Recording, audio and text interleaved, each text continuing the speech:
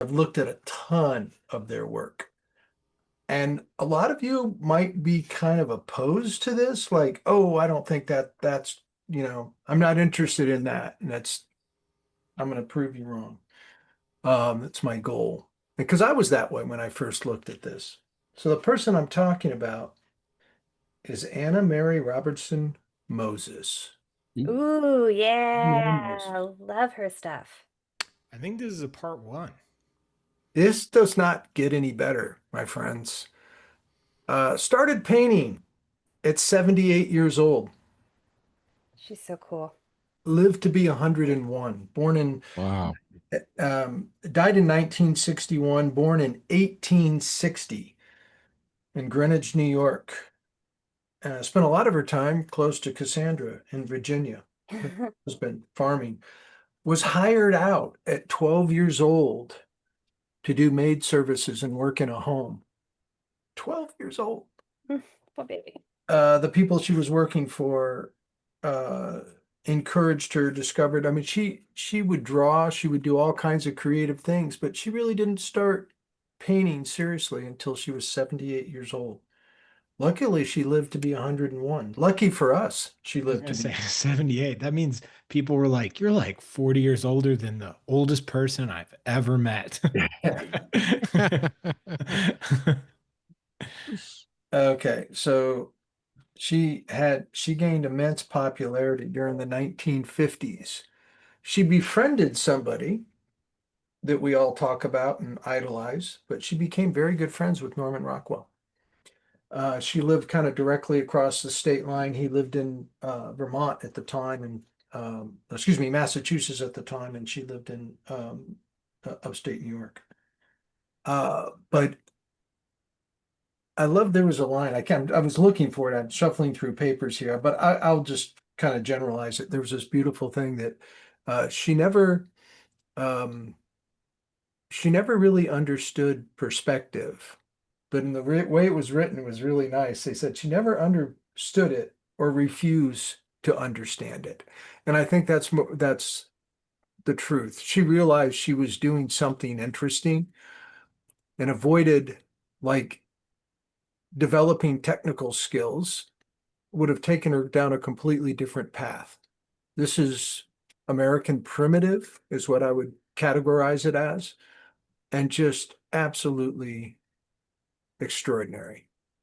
American folk art. There's been a lot of people that have picked up on this. She was selling paintings when she first started for $3 to $10. Oh my gosh. And then I think Wow. it was pretty early on, like in the 1950s. Um, okay, so here it is. In the 1950s, something sold for like it was over $50,000. By the time 2006 rolled by, one of her paintings sold for 1.36 million. Um, no, in 1940s, she was selling pieces for under $10. Eventually, within that decade, paintings were appraised at $60,000 and above. Wow. Wow. Yeah, Good. unreal. I love these things. I love the uh she's and again, really how I got turned on to her was my father. Um he had I walked into the studio one day, and this was pretty common for him. He would open books and open them and lay them all over his floor in his studio. And then he's walking around on top of the books, stumbling through them. And he's like this kind of mad scientist in his studio. And I walked in, and he's like, I want you to look at this. I want you to see this the way that I do it. She says, I think she's one of the greatest painters that ever lived. Um, a natural designer, Hmm. said that she understood shape design. She learned to avoid what didn't work. She didn't bother herself with facility or trying to be photographic. It's a pure interpretation of what she saw and what she remembered. Well, and she always had these fascinating shapes and patterns that come Oh, about that are just stunning. oh, I can see some of the textures. I mean, I relate. There's a few pieces at the end. I very much relate my father's work to some of this stuff. Hmm. And some of the pieces I'm going to show at the end. Again, some of it I find much more interesting than others. Some of it gets really kind of saccharine sweet almost, but it has an edge that keeps it from going over the top that way. Like, look at how that wood or whatever is stacked on that sleigh. I mean, that's just beautiful. The relationships of shapes, no understanding of, perspective and scale. Look at these little kids over here and how big this guy is. I mean, Or even the horizon line, how interesting she makes it. yeah, I love these like quilted landscapes. Yeah. Yeah. Yeah. Beautiful. The lack of understanding. Look how she flattened the perspective on that barn right there. Hmm. Really interesting. Gorgeous stuff.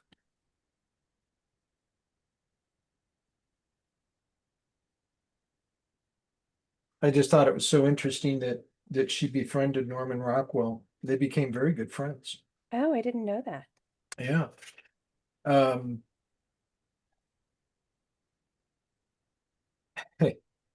so when it comes up, I'll show it. I think it's toward the end. The checkered house was bought at an antique roadshow for $40 or for $10 in 1940, and then was appraised a decade later for $60,000. Wow. Wow. $60,000 in 1950.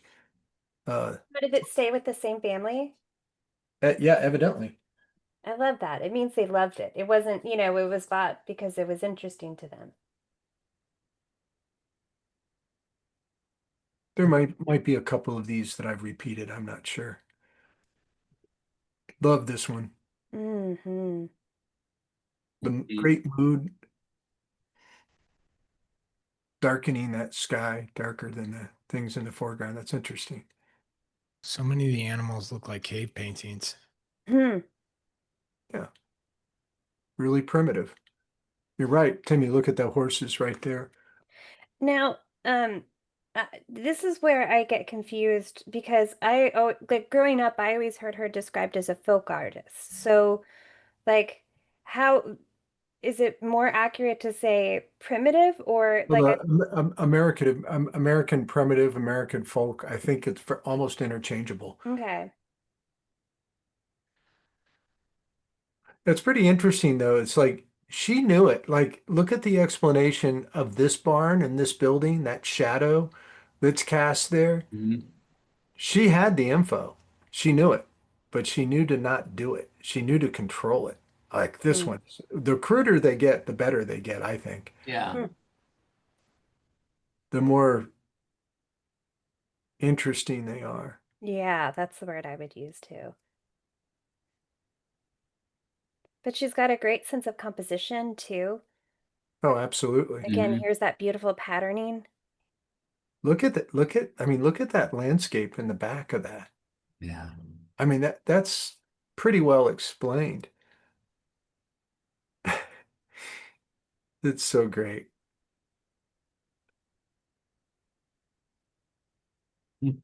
I can see how she influenced your dad. I can see that some of the Right. things he did. Right. Well, shape and value. Yeah. Yeah. Describing everything with shape and value.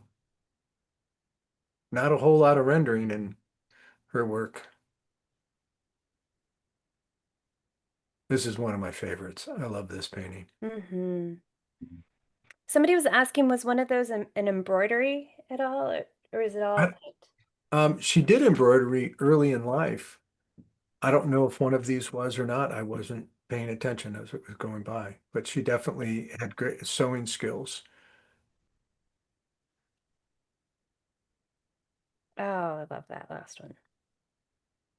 Yeah, that's like, and you get down in here and it's almost looking at like a V yard. Right. That's what I was. Yeah. Yeah. So especially through here, look at that. You could see like Lautrec, V yard, Bonard. Mhm.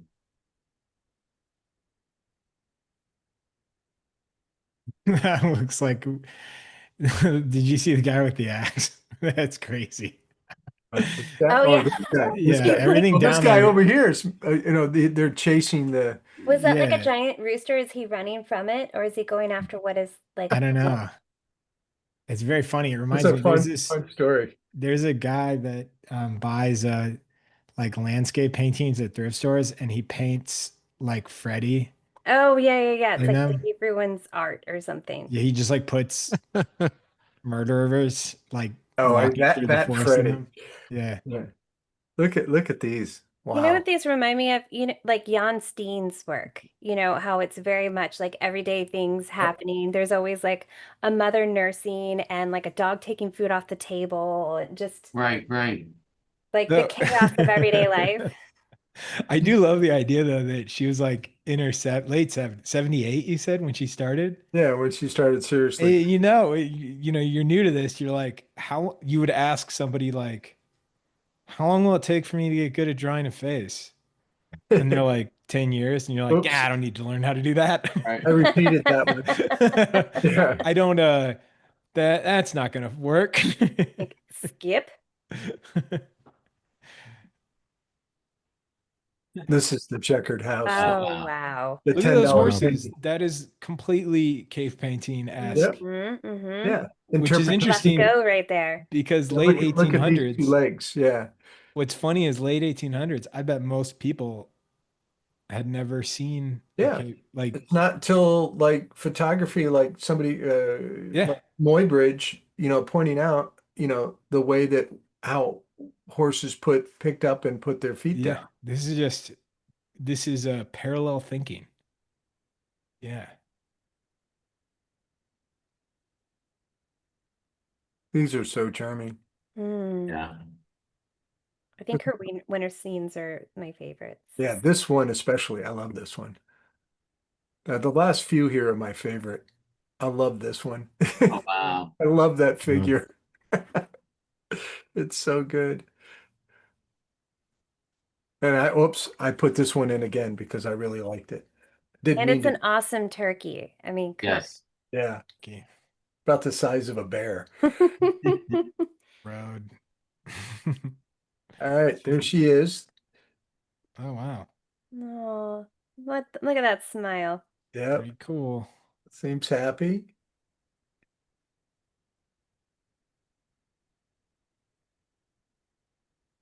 Hmm. Surprised there's so many photographs of her like this. Yeah. But I'm again, impressed she's wearing a lovely lace collar, Yeah. you know, yep. and painting. I would have destroyed it in minutes wearing it. Oh, look at that face. We Okay. need to draw her one night. That's And a we need to do great. we need to do an artist, like pick a Yeah, group we'll of do it. artists to draw night. Yeah. Yeah. All right, That was a good one. that's my bit.